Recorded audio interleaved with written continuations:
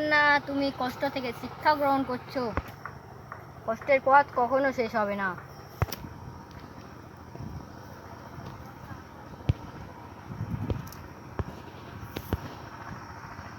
নাম জপ করবে এবার থেকে।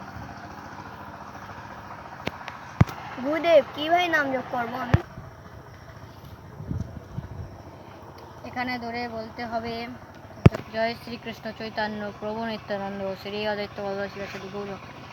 এখানে হরে কৃষ্ণ কৃষ্ণ কৃষ্ণ হরে হরে, হরে রাম রাম রাম হরে হরে, এরকম ভাবে করতে করতে এই মালা শেষ হয়ে যাবে। এখানে আসবে, আবার সেইটা বলবে, আবার